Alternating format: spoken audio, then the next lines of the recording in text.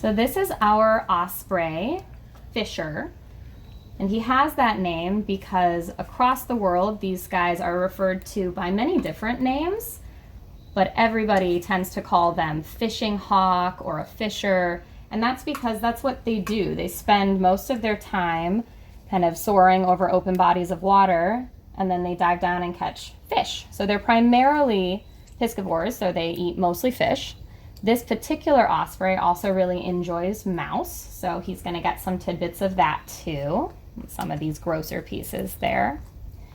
Now there are not a lot of ospreys in captivity, and that has a lot to do with their natural history. They're birds that spend a lot of time over the open water, so obviously adjusting to captive housing can be difficult. They also don't tend to eat well in captivity because of how they hunt in the wild. They'll kind of dive down, grab the fish out of the water, and then fly somewhere high to eat it. And that's very difficult to mimic in a captive setting. But this particular osprey is quite comfortable eating from his handlers, which makes it easy to train him, which is great. And we do have a large enough enclosure for him to get around.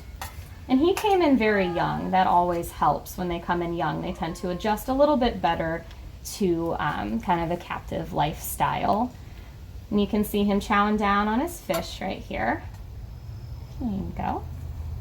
Now our goal is to have Fisher trained in order to program, hopefully in classrooms across Ohio, so that he can help people learn a little bit about osprey and how cool they are, and about the world they come from, which is awesome because it's the same world we all come from. We're all from Ohio, although these guys are found kind of everywhere, which is really neat. And how did we get him? Oh, and we got him. Somebody brought him in after they found him on their back deck.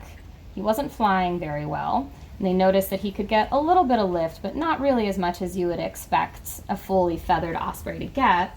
They were worried, and they were able to catch him pretty easily, so they brought him into us. And we found that he did have some minor kind of wing drooping, but he also had head trauma. So primarily his reason for not being able to be released back into the wild is from the damage caused by that head trauma. You can tell he's not quite an osprey. He acts a little bit differently. He's very comfortable around people. So unfortunately not releasable back to the wild, but it does make him a great candidate as a permanent resident.